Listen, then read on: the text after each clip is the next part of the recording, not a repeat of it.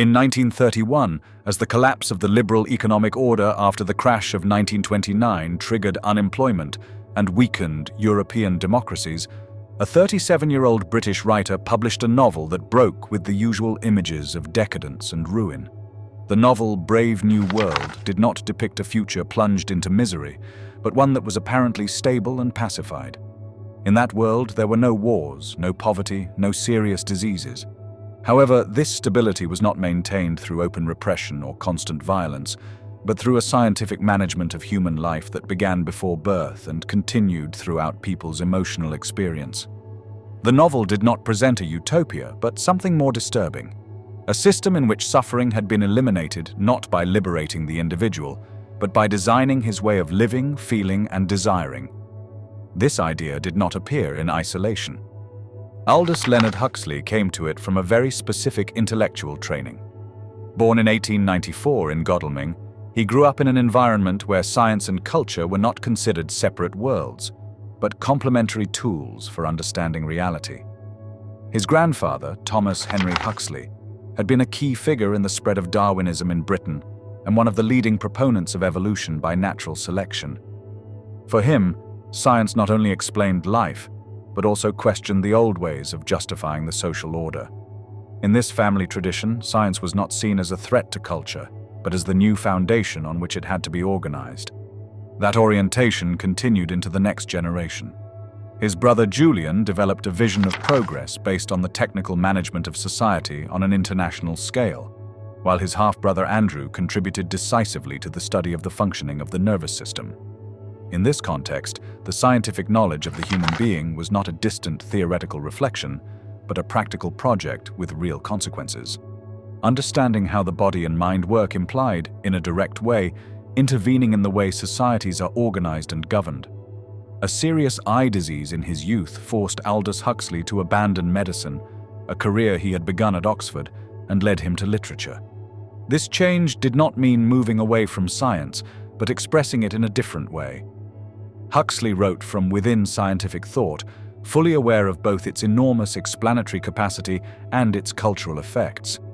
Unlike many writers of his time, he did not see technology as a neutral tool that is simply used well or badly, but as a historical force capable of transforming the way people think, feel, and relate to power.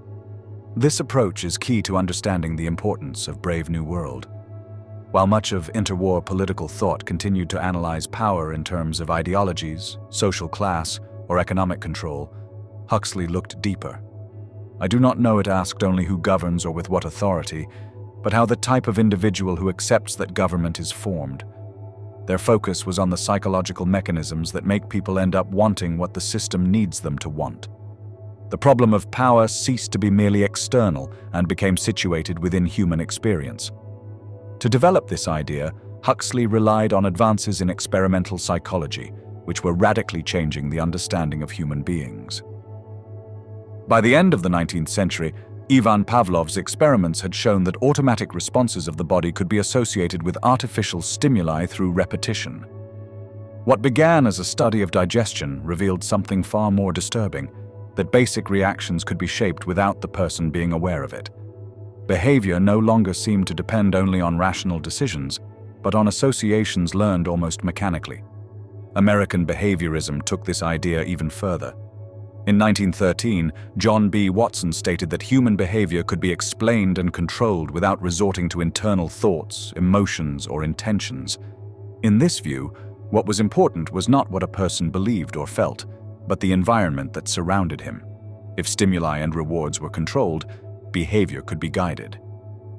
When Watson declared in 1930 that, with the right environment, he could turn any child into any kind of professional, he was expressing the conviction that human nature is profoundly malleable. Although exaggerated, this statement summed up a powerful idea: that behavior can be designed.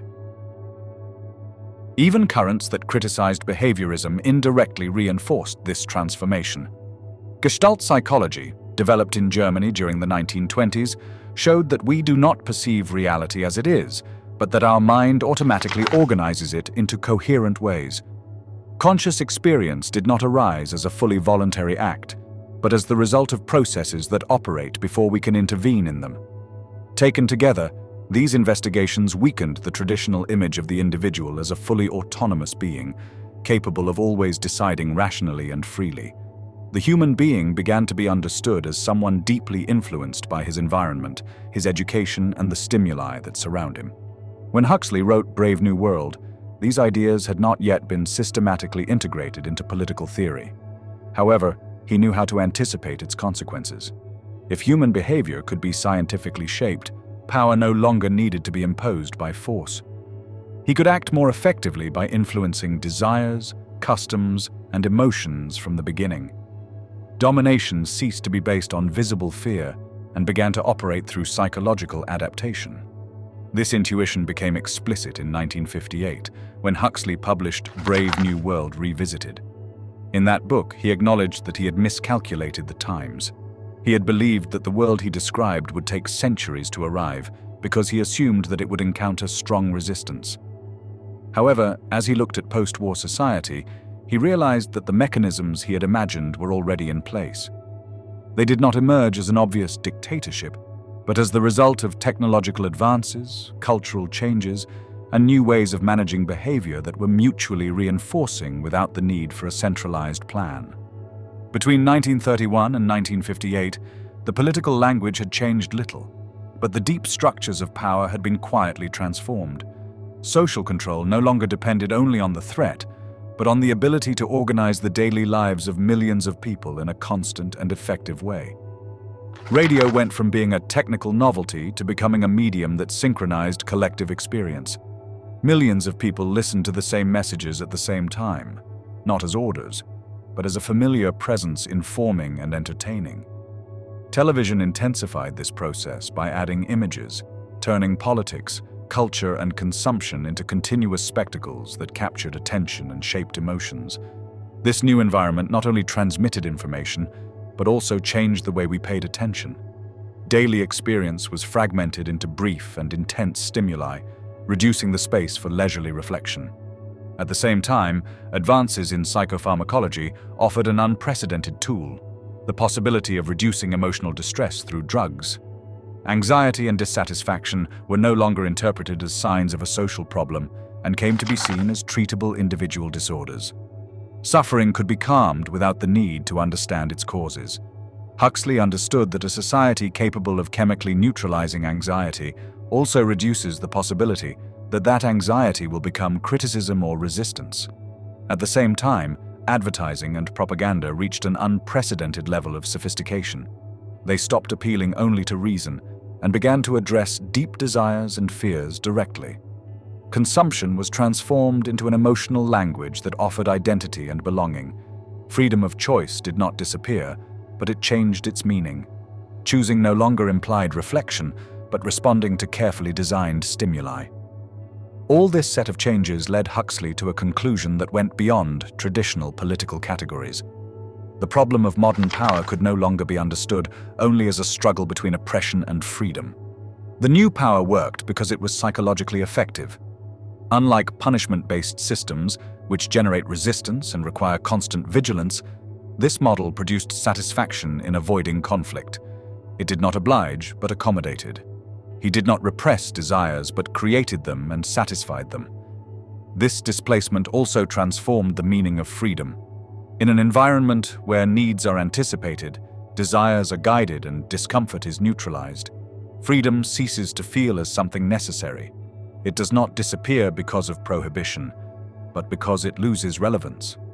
The most disturbing thing about this process was not its hardness, but its gentle appearance.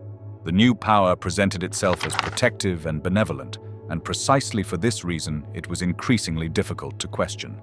Huxley's warning did not speak of a future imposed by force, but of a naturally accepted world, where conformity ceases to feel like obedience. Voluntary servitude, how it is obeyed without realizing it. In 1548, at the height of the French Wars of Religion, a young law student wrote a short text that would not be published until decades after his death, but which contained one of the simplest and, at the same time, most destabilizing questions in Western political thought. Why do peoples obey? Étienne de La Boétie was not yet 20 years old when he wrote his discourse on voluntary serfdom, and yet he formulated a problem that political theory had carefully avoided. From antiquity to the Renaissance, power had almost always been explained as the result of force, armies, the ability to punish and to impose obedience by material means. La Boétie introduced a crack in this apparently obvious explanation. His reasoning was direct, and precisely for that reason, difficult to neutralize. The tyrant, he pointed out, does not have his own armies in the strict sense. He depends on soldiers who agree to obey him. He does not have strengths by himself, but he has people who decide to build them. It does not produce wealth, but is sustained by the work of those who produce for it. If everyone stopped collaborating at the same time, power would be dissolved without the need for violence or armed confrontation. The tyrant would be reduced to his individual fragility, a single body in front of a crowd. And yet, this collective abandonment does not occur. Obedience persists, not because it is constantly imposed by force, but because it is accepted, sustained, and reproduced by those who suffer from it. From this observation, La Boétie shifted the problem of power to an entirely different terrain. Serfdom could not be explained solely by the material superiority of the dominator. It was above all the result of a habit acquired since childhood, reinforced by daily repetition and naturalized until it became invisible. People become accustomed to obeying in the same way that they become accustomed to certain daily practices, to the point of forgetting that they could live differently.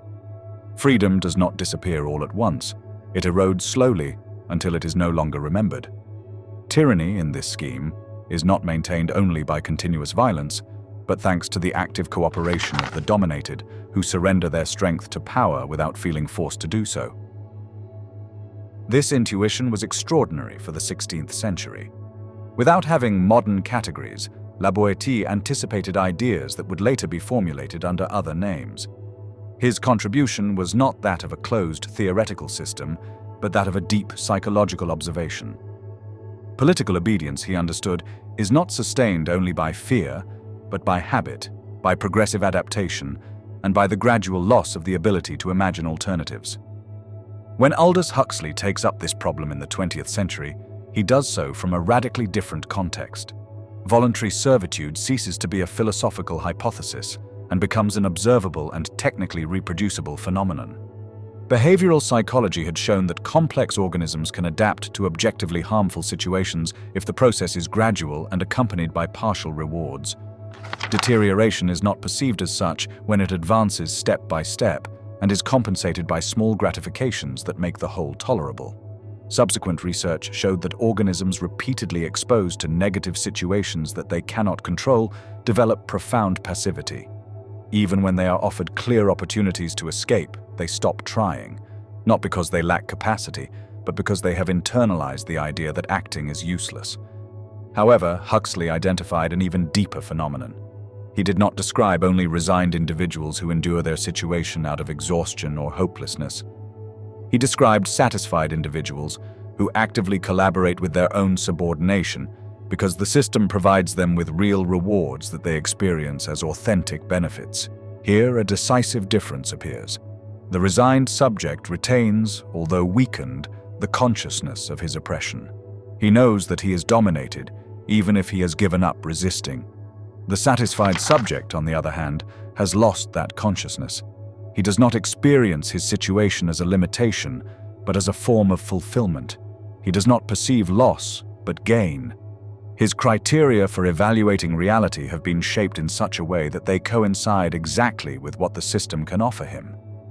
When desires fit completely within the limits of the existing order, domination ceases to feel like domination and becomes imperceptible. This process does not operate through explicit ideological discourses or grand political slogans. It works in a more discreet way, through educational normalization. The modern school system does not openly declare that its aim is to produce obedient individuals. It states that it prepares competent workers, responsible consumers, and functional citizens. And in fact, it fulfills those functions. But in doing so, it responds to the structural needs of the economic and social system, not to a conscious plan of manipulation.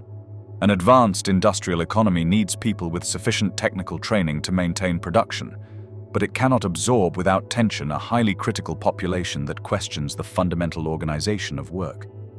It needs consumers with purchasing power, but not individuals who question consumption as the axis of social life. It needs citizens who participate periodically in electoral processes, but not who actively intervene in the economic decisions that determine their daily existence. Education oriented towards normalization operates through incentives and sanctions that are not presented as punishments, but as neutral rules of institutional functioning. Those who adapt, meet deadlines that they have not chosen, memorize content whose relevance cannot be questioned, and accept hierarchies without examining them, receive clear rewards, recognition, approval, and access to future opportunities. Those who persistently question, challenge authority without institutional backing, or prioritize genuine learning over the accumulation of credentials face different consequences. It does not usually receive visible punishments, but something more effective: the progressive exclusion of paths considered successful, the label of problematic, the silent closure of options. In this way, the educational system transmits a lesson that goes beyond any specific subject. It teaches obedience through its own structure.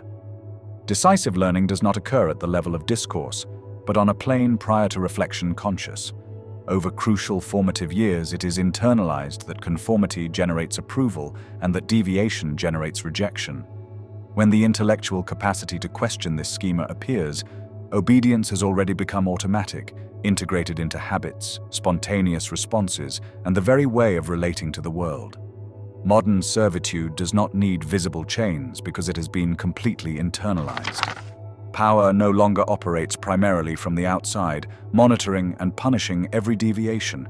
It has been incorporated into the interior of the subject as self-control. The contemporary individual learns to monitor himself, to correct his behavior before it is externally questioned, to anticipate expectations even when they have not been explicitly formulated.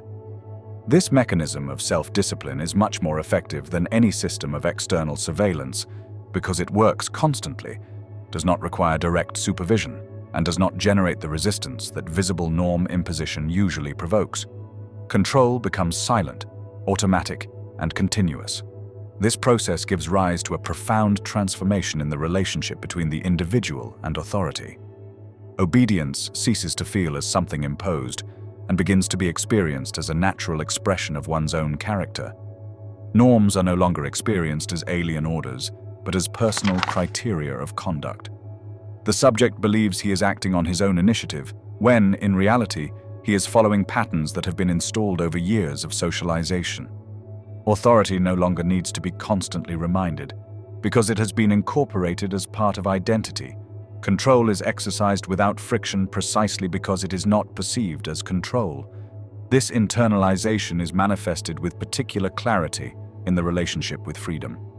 To be free, in a profound sense, and not only formal, implies facing decisions without guarantees, assuming real risks and accepting the constant possibility of error. Authentic freedom requires thinking, evaluating uncertain options, and taking responsibility for the consequences. This condition generates a considerable psychological burden because it implies living without prefabricated certainties and without previously traced paths. Not all individuals are willing or prepared to sustain that level of responsibility on a permanent basis. The modern system offers an alternative that is psychologically appealing. In exchange for giving up effective freedom, it provides security, predictability, and reduced anxiety. It offers ready-made trajectories, pre-selected options, and ready-to-adopt responses. It indicates what to study to access employment, what to consume to feel integrated, how to organize time, and what aspirations are considered reasonable. Within this framework, life can develop in a stable and predictable way. For many individuals, this exchange is not experienced as a loss, but as a relief. Certainty is preferable to uncertainty, and adaptation seems more desirable than the constant risk of deciding without guarantees. This dynamic is sustained by a very effective illusion, the permanent feeling of choosing. Everyday life appears as a continuous succession of decisions. A career is chosen from among those available, a job from the offers of the market, a house within what allows the income, products from a wide range of options, forms of leisure among carefully designed alternatives.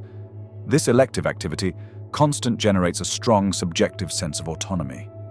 The individual perceives himself as an active agent of his own life, someone who decides and controls his destiny. What is hidden is the framework in which these decisions take place.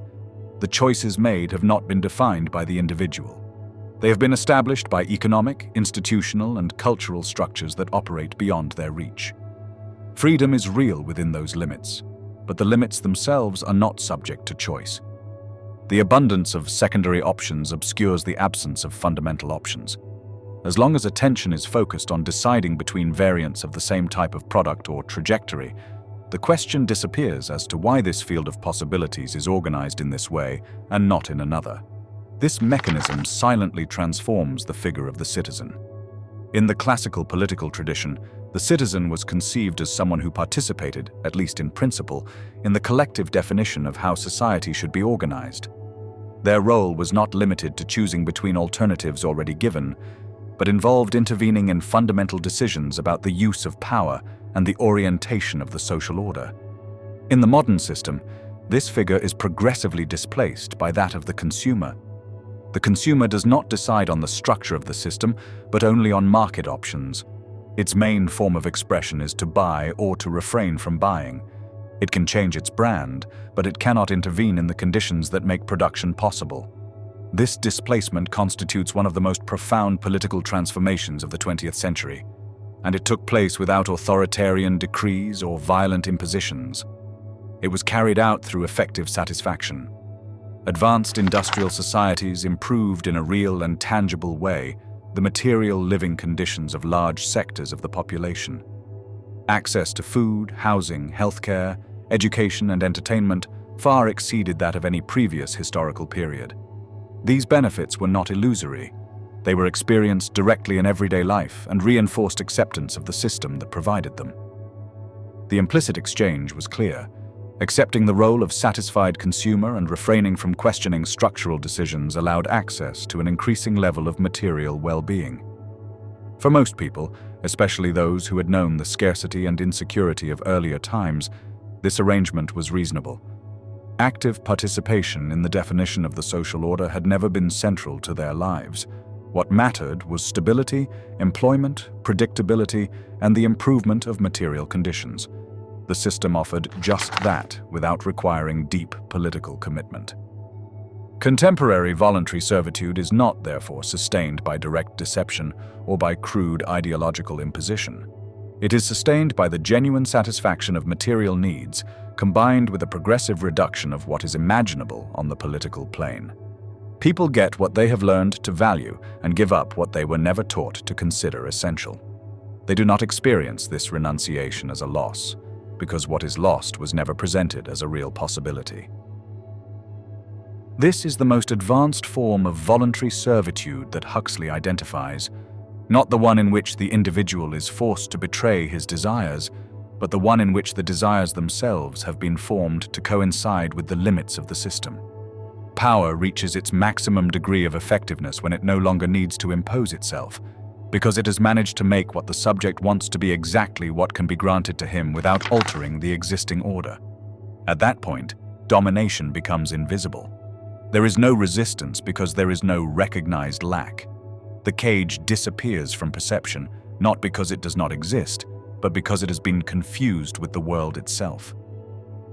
The occupation of the mind, distraction, entertainment, and attention.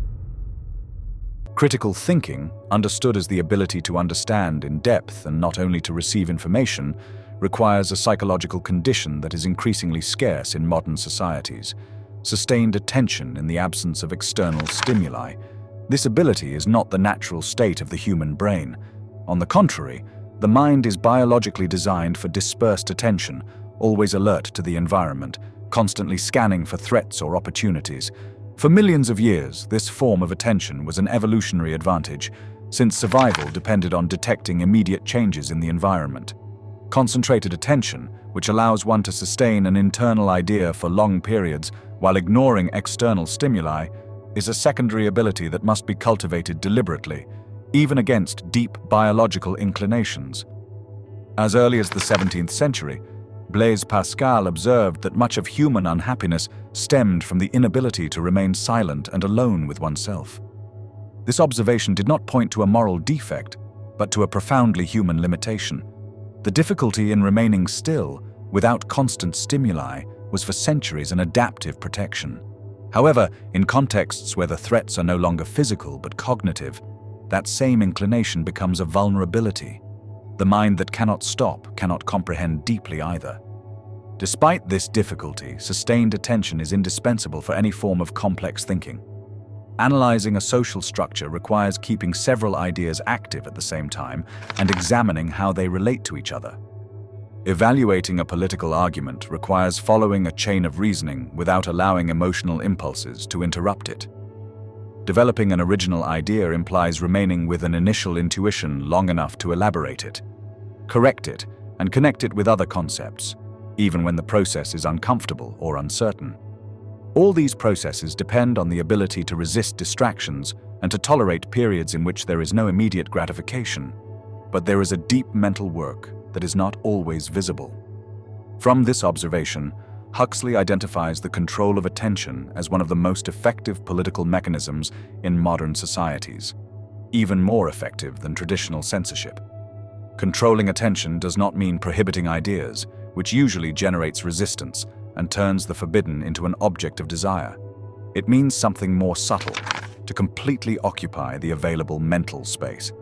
When a population's attention is constantly absorbed by continuous entertainment, fragmented news, commercial stimuli, and uninterrupted communication, there are simply no mental resources left to think deeply about one's social situation.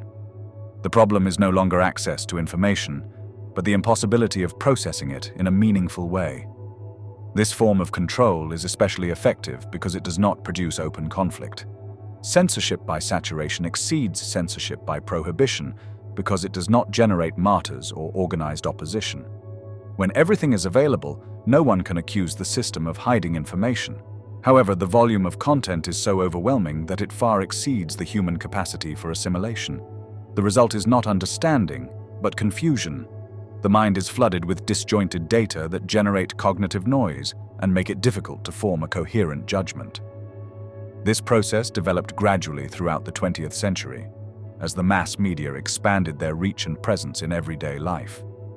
In 1931, when Huxley wrote Brave New World, most people lived in relatively austere informational environments. News came once a day through the newspaper or radio broadcasts limited in time. Entertainment occupied specific moments, separated by long periods without structured stimuli. Silence and boredom were a normal part of daily experience. This scarcity of information generated, almost involuntarily, spaces for reflection. When there were no external stimuli to process, the mind was forced to produce its own content. He recalled past experiences, imagined future scenarios, established connections between ideas that constant activity usually keeps separate. Boredom, far from being an enemy, functioned as a prelude to thought. By 1958, the media landscape had changed dramatically. Television had become the dominant medium in American homes, with a prolonged daily presence. The radio offered continuous programming that accompanied work, transportation, and household chores. Newspapers multiplied and specialized. Huxley observed that even in ancient Rome, with its massive spectacles and constant celebrations, there had not been such a permanent system of distraction. Media saturation had begun, although it was still far from the levels it would reach later with the total digitalization of the environment. This saturation is not neutral in its effects.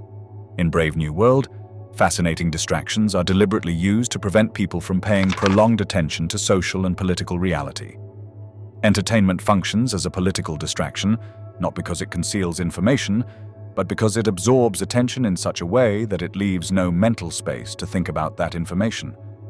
The problem is not knowing what is happening, but not having the necessary inner time to understand it, relate it, and draw consequences. Here it becomes essential to distinguish between genuine leisure and escape through industrial entertainment. Leisure, as understood by classical philosophers, was time freed from external obligations dedicated to activities with their own value, such as reflection, deep conversation, or creation. It was a form of inner activity that required attention and choice. Industrial entertainment, on the other hand, does not require effort or active participation. It is enough to expose oneself to stimuli designed to capture attention automatically. Its objective is not to enrich the experience, but to keep it occupied for as long as possible with the least cognitive effort. This logic responds to clear economic imperatives. In an economy where multiple actors compete for people's limited time, the content that succeeds is the one that captures attention immediately. Constant novelty, intense stimulation, addictive narratives, and the confirmation of previous beliefs are imposed on content that requires patience, reflection, and effort. The market favors that which is easily consumed and systematically penalizes complexity. The result is a media environment dominated not by lies, but by the irrelevant. Information that may be technically true, but that does not contribute to understanding the processes that structure social life. Personal scandals, superficial conflicts, and isolated dramas capture emotions without generating understanding. The mind remains occupied, but not oriented. It creates the feeling of being informed while making it difficult to form a sound political judgment. In this context, the cultural fear of boredom becomes a revealing symptom. Boredom has ceased to be a neutral state and has become something that must be eliminated immediately. Unstructured time generates discomfort, even anxiety. This reaction is not natural, but learned. A system based on constant consumption requires people to experience voids that can be filled with products, content, or experiences. Boredom ceases to be an opportunity to think and becomes a sign that something must be consumed. The elimination of silence operates both on the outside and on the inside. Modern urban spaces are saturated with continuous noise, while the mind is filled with voices that are not their own.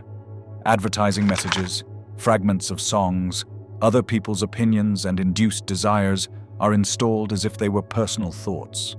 This constant internal noise prevents access to deep thought because the mental space is already occupied by contents that were introduced from without. The consequences of this permanent occupation are observable. Attention is a limited resource that is depleted with constant use and requires periods of rest to recover. Continuous exposure to rapid and fragmented stimuli reduces the ability to concentrate deeply. The brain adapts to intense stimulation and loses tolerance to slow and complex activities.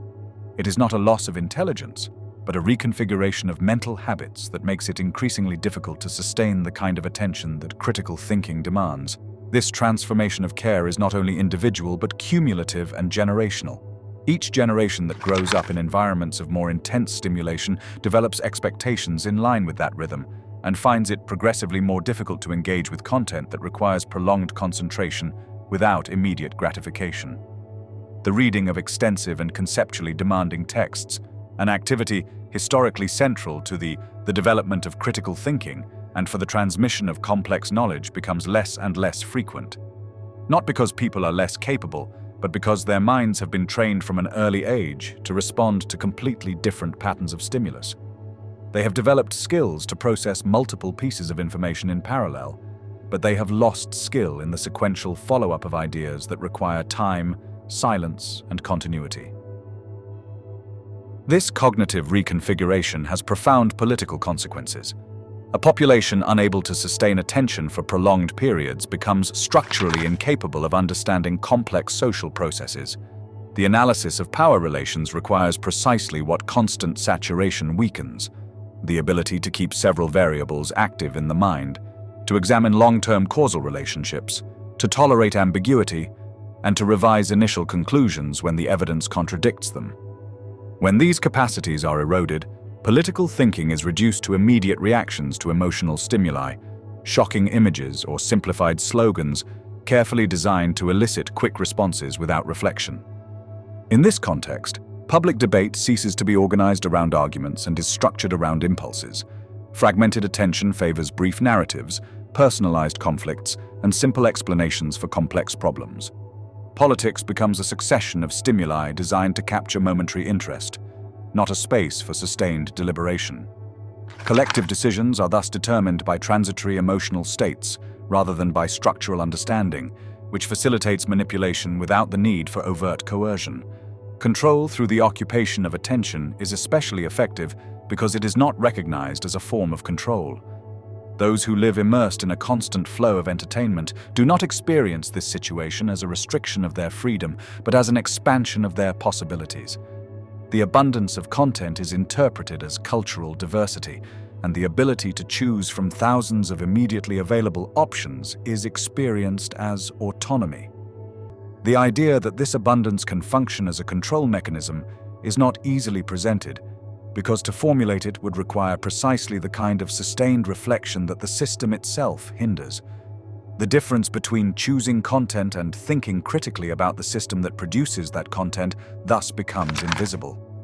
Freedom of choice replaces freedom of understanding. While attention is consumed in deciding what to see, what to listen to, or what to read next, the mental space necessary to ask why this set of options exists, what interests organize it, and what possibilities have been left out of it disappears. The mind remains occupied but not oriented towards the analysis of the conditions that structure its own experience. This mechanism is reinforced by the progressive elimination of silence. Silence disappears not only from the physical environment, but also from the interior of the mind. Moments without stimulation are experienced as uncomfortable or even intolerable. The immediate impulse is to fill them with some form of informational consumption, even if it is trivial. However, it is precisely in these empty spaces where thought has historically arisen deep. Without silence, there is no distance. Without distance, there is no reflection. Without reflection, there is no possibility of questioning what is presented as self-evident. Huxley understood that a society incapable of sustaining attention does not need to be censored in order to be governed. It is enough to keep her permanently distracted. Control no longer operates by prohibiting questions, but by eliminating the mental conditions necessary to formulate them.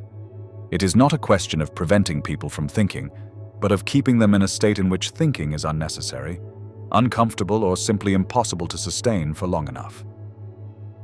Pleasure, soma, and artificial management of suffering. The soma of Brave New World condenses into a fictitious substance the central political principle that Huxley identifies as characteristic of modern power, the elimination of suffering without transforming the conditions that produce it. In the novel, soma is a perfect drug. It produces euphoria without a hangover, rest without mental deterioration, and immediate relief without visible side effects. 2 grams are enough to momentarily escape from reality. 3 grams guarantee a deep and restful sleep. All this without apparent costs. The soma thus represents the definitive technical solution to the problem of human suffering, not to understand it, not to face it, not to modify its causes, but to suppress it chemically. When Huxley imagined soma in 1931, it was science fiction. The psychoactive substances available at that time had serious effects, generated physical dependence, cognitive impairment, and real health risks. However, in 1958, when he published Brave New World Revisited, soma was no longer an absolute fantasy. The pharmaceutical industry had developed modern tranquilizers that, without reaching the literary perfection of soma, fulfilled a similar function: to reduce emotional distress without the need to change the life circumstances that generated it. Meprobamate, marketed from 1955 onwards, was one of the earliest examples. It allowed anxiety to be reduced without completely sedating it, making it possible to continue working and functioning while the discomfort was cushioned.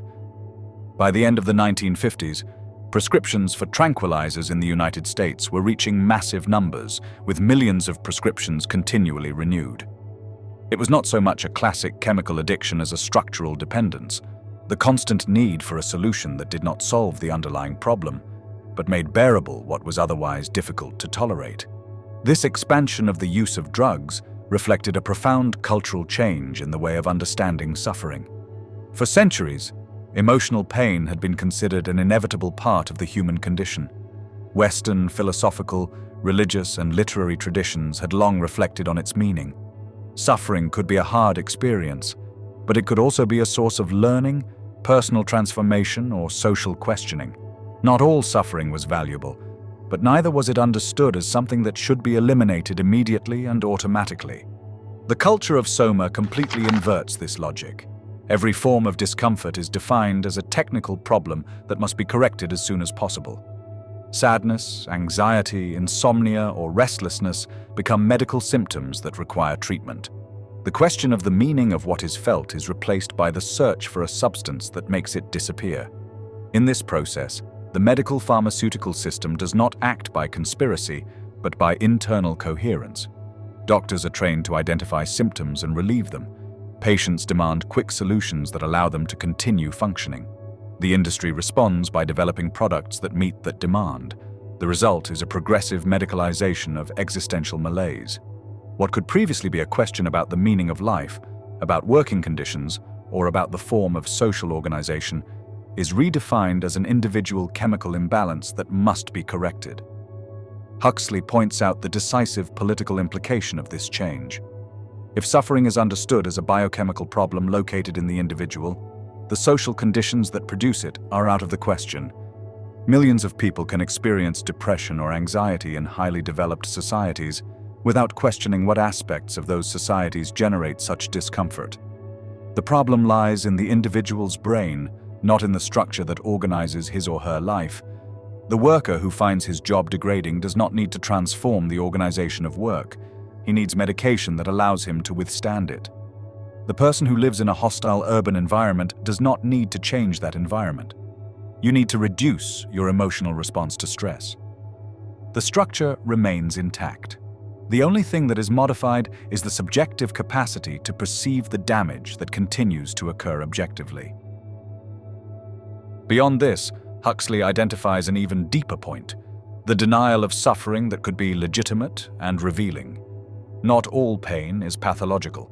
There are forms of suffering that are appropriate responses to real situations. Feeling empty in the face of a meaningless life is not necessarily a disease, but an honest recognition of one's situation. Experiencing internal conflict when living in conditions that contradict one's values is not a dysfunction, but a sign that one's conscience is still active. This kind of suffering works as information. It indicates that something is wrong and that it requires a change that cannot be chemical, but vital or structural. Eliminating this discomfort without paying attention to its cause is equivalent to disconnecting an alarm because its sound is annoying. The noise disappears, but the fire continues, now without a warning signal. Contemporary culture reinforces this logic through a constant demand for well-being. Sadness becomes socially unacceptable. People are expected to be well, positive, and maintain a pleasant attitude. When someone cannot sustain that facade, it is interpreted as a personal failure that must be corrected. This pressure manifests itself in work norms, in models of success disseminated by the media, and in social expectations that present permanent happiness as something normal and achievable. In this context, expressing discomfort is uncomfortable and costly. People learn to repress it, to hide it, and eventually not to feel it consciously. They adapt by functioning efficiently, but with an increasingly impoverished inner life. This emotional anesthesia has its exact political equivalent in the soma of the novel. There, the soma is not a private vice, but a central institution.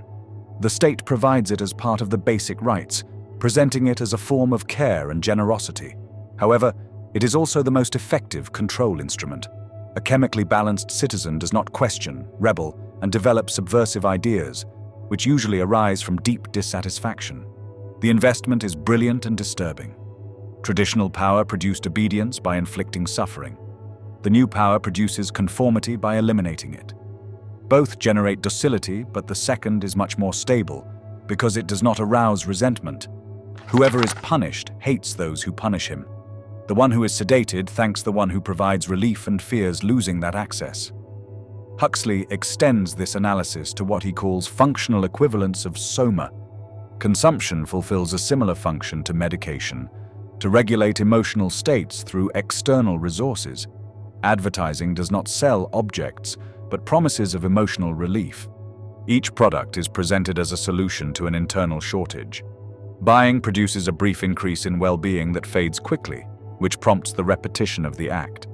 A structural dependence is thus created. Satisfaction does not come from the object, but from the process of acquiring it, which activates momentary reward mechanisms.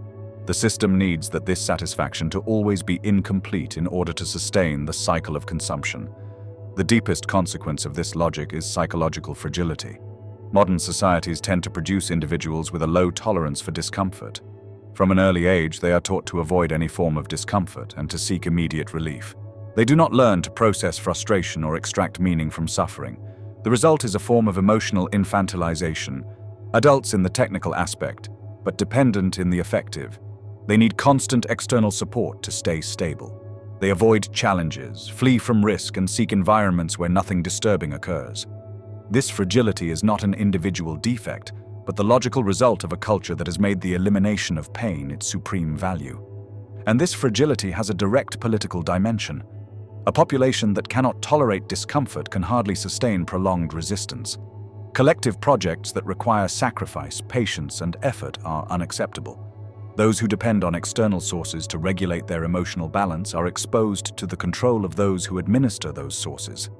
The ability to sustain internal stability without constantly resorting to anesthesia, chemical or symbolic, is a basic condition of real autonomy. Precisely for this reason, the system of control through pleasure works constantly to prevent its development. The human result, the last man and the loss of freedom. In 1883, Friedrich Nietzsche published the first part of Thus Spoke Zarathustra, a work in which he introduced one of the most disturbing figures in modern philosophy, the last man. In the story, Zarathustra descends from his mountain retreat to announce the death of God, that is, the disappearance of the absolute foundations that for centuries had sustained morality, meaning, and the hierarchy of values in the West. However, Nietzsche immediately warns that humanity faces an even greater danger than open nihilism. The real risk is not emptiness, but the temptation to fill it with a way of life completely devoid of grandeur, risk, and transcendence. The last man is not the ideal to which Nietzsche aspires, but its radical negation. It is the most likely result of a world that has lost all higher reference and has decided to replace it with comfort. This human type has renounced everything that demands effort, sacrifice, or courage. He does not seek goals that surpass him. He does not orient himself towards anything that could cost him pain or failure. Their only goal is to live comfortably as long as possible. "We have invented happiness," he declares satisfied, and blinks. That minimal, apparently insignificant gesture condenses all criticism. The last man does not hold his gaze. He cannot confront anything that demands intensity or deep commitment. He lives protected from all discomfort, surrounded by institutions that guarantee total predictability, reduced to a secure existence, decorated with small pleasures but without a purpose worth risking. You don't experience this condition as a loss. On the contrary, he is deeply satisfied. He has even lost the ability to imagine that there could be anything higher or more significant than his immediate well-being. He desires nothing for which he would be willing to suffer. He does not conceive of values that justify sacrifice. Mediocrity is not humiliating to him because the very criterion that would allow him to recognize it as such has disappeared. Huxley recognizes in this philosophical figure the human type that advanced industrial societies are systematically producing. They do not do this through violent repression, but through a social organization that rewards certain traits and discourages others. The system favors security over adventure, conformity over originality, efficiency over creativity, consumption over meaningful production, entertainment over contemplation. Over the course of decades, these structural preferences act as a silent selection. Those whose inclinations coincide with what the system needs prosper. Those who do not tolerate standardized living are marginalized or simply do not reproduce at the same rate as the best adapted. The central trait of the last man is the elimination of risk. He seeks security above all else. Avoid adventures because they involve danger. He rejects challenges because they imply the possibility of failure. He prefers a mediocre certainty to an uncertainty that could lead to something higher. Choose a long, empty life rather than a short, intense life. He prefers not to feel deeply rather than expose himself to suffering. Modern societies are designed to satisfy these preferences by means of increasingly complete protection systems. Insurance, institutional stability, constant forecasting, contingency control. Everything is calculated, everything is anticipated, everything becomes manageable. However, this systematic elimination of risk has a profound psychological cost. Nietzsche intuited it, and Huxley develops it clearly. When nothing is really at stake, existence loses meaning. Meaning arises from commitment to projects that they surpass the individual, which demand effort and contain the real possibility of failure. A completely secure life is a life where nothing matters enough. The last man lives many years, but he never lives with intensity. He is always safe, but never truly alive. He does not build his own history because he has not risked anything. He has not overcome anything. He has not created anything that transcends him. Huxley links this figure with a psychological phenomenon observable in contemporary societies: the progressive infantilization of adults. Traits that once defined maturity, such as the ability to tolerate frustration, postpone gratification, assume responsibility, and be oriented toward long-term goals, are weakened. In its place, characteristics of childhood appear: constant search for immediate satisfaction, intolerance of discomfort, dependence on external stimuli, and rejection of discipline. Adults function, but they do so without having fully developed the internal resources that allow them to sustain an autonomous life. This infantilization is not accidental. It is the result of an environment that systematically eliminates the experiences that historically forged maturity. In agrarian societies and in the early stages of industrialization, children faced real difficulties from an early age. They assumed concrete responsibilities, experienced real consequences of their mistakes, and learned, through direct experience, that sustained effort could change their situation. These experiences, although hard, developed internal capacities such as perseverance, self-regulation, and tolerance to frustration. Modern societies, in contrast, protect children from almost any significant difficulty. They grow up in controlled environments where every need is met immediately and where error rarely has real consequences. By not being forced to develop internal resources, they learn to depend on external solutions. When they reach formal adulthood, they hold the same expectation: that the world must be easy, that someone else must solve the problems, that discomfort is unacceptable. The difficulty is no longer seen as part of growth and is interpreted as a failure of the system. This cultural rejection of the difficult has profound consequences. Complex human capacities, such as critical thinking, emotional resilience, creativity, and intellectual depth, are only developed by facing problems that have no immediate solutions. They require patience, effort, and the ability to stay with the uncomfortable without running away from it. By systematically eliminating these conditions, culture produces functional but superficial individuals. They can perform tasks within existing systems, but they lack the depth to transform them or create new ones. Huxley identifies another decisive feature of the last man that is central from the political point of view: isolation. This human type does not build deep communities, but fragile groupings. He lives surrounded by others, but not truly with others. Their relationships are superficial and functional, based on immediate convenience rather than lasting commitment. This isolation is not a conscious choice, but the direct effect of a social organization that hinders, if not impedes, the formation of solid bonds. Contemporary people can inhabit densely populated cities and yet live in persistent solitude. They share spaces with thousands of individuals, work with numerous colleagues, and maintain constant digital contact, but they lack relationships in which they are known in a deep and sustained way. This structural loneliness is not necessarily experienced as lack, because it has been compensated for by individual satisfactions. Constant entertainment, private consumption, domestic comfort, and immediate gratification make it possible to cover basic needs without resorting to meaningful ties. It is possible to lead a complete life, in functional terms, without being emotionally dependent on anyone. Precisely for this reason, the community ceases to be necessary. And when community is no longer necessary, it is also no longer possible. This social fragmentation fulfills a clear political function. Isolated individuals do not organize. They do not develop common projects or generate collective consciousness. Each person faces their difficulties individually, without support networks that allow them to resist adverse conditions or imagine alternatives. The community, when it exists, not only provides material aid, but also different horizons of meaning. It offers shared values, alternative narratives, and ways of life that can come into tension with the dominant order.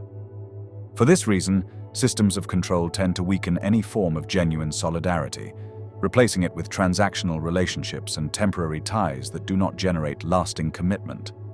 From this social architecture emerges what Huxley describes as democratic apathy.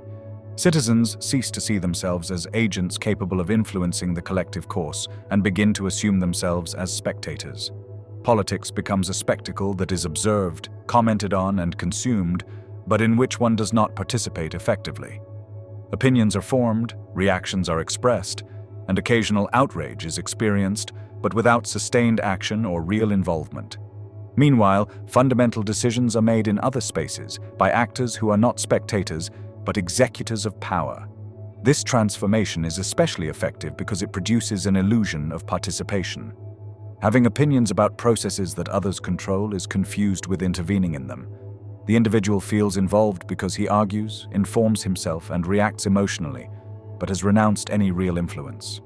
The figure of the satisfied spectator represents one of the greatest achievements of modern control, a population that observes without governing and accepts that position as normal. Huxley backs up this observation with data from his time. Surveys conducted in the late 1950s showed that many American teenagers did not trust democratic institutions, saw no problem with the censorship of unpopular ideas, and considered it acceptable to be governed by an elite of experts, as long as their standard of living was maintained. This disposition did not arise from authoritarian indoctrination, but from comfort. A generation raised in relative prosperity, which had never experienced serious deprivation or fought for fundamental rights, did not perceive political freedom as essential. He saw it as a distant abstraction, irrelevant to his daily life. The exchange seemed reasonable.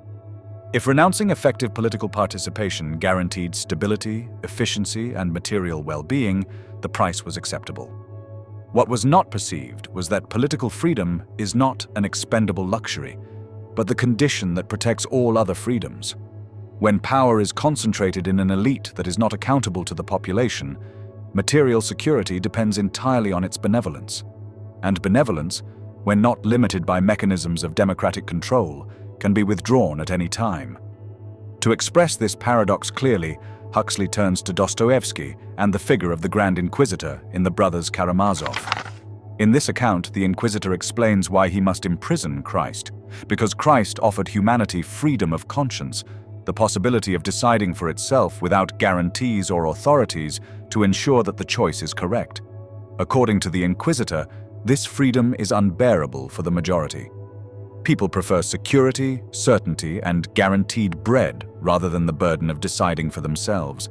They do not want freedom, they want relief from the responsibility that freedom implies. This scene contains the central intuition that Huxley takes up. Human beings desire freedom, but at the same time they flee from it. Real freedom requires constant thinking, taking risks, and living with the uncertainty of not knowing if the decisions made are correct. For many, this burden is too much. When offered an alternative that guarantees comfort and reduces anxiety, they are willing to give up autonomy in exchange for security. The modern system has learned to exploit this tendency without resorting to force. It does not impose obedience through violence, but offers comfort, stability, and satisfaction. Freedom does not formally disappear. It continues to exist in the abstract, but it loses real content because it ceases to be desired, and, over time, it also ceases to be exercised. No one forbids it. It simply becomes unnecessary in an environment that provides everything that people have been educated to want. Huxley does not propose simple solutions or offer easy optimism. The preservation of freedom requires conscious effort and runs counter to the dominant trends of modern culture. It requires education oriented to critical thinking, recovery of sustained attention, and development of resistance to manipulation. This type of training is inherently subversive because it produces individuals that are difficult to control. For this reason, it is rarely promoted in a systematic way. Education systems tend to prioritize adaptation and conformity, not deep autonomy. The alternative is clear. Without conscious resistance, freedom does not disappear by decree, but by voluntary abandonment. The most perfect form of domination is not one that prohibits freedom, but one in which freedom is still available, but no one wants it. In this world, comfort replaces meaning, pleasure replaces commitment, and immediate satisfaction takes the place of dignity. The last man does not suffer. Enjoy. It has not been forced to give up its autonomy. He has gladly given it up in exchange for security. And in this voluntary renunciation, what is lost is not only freedom, but the very will to be free.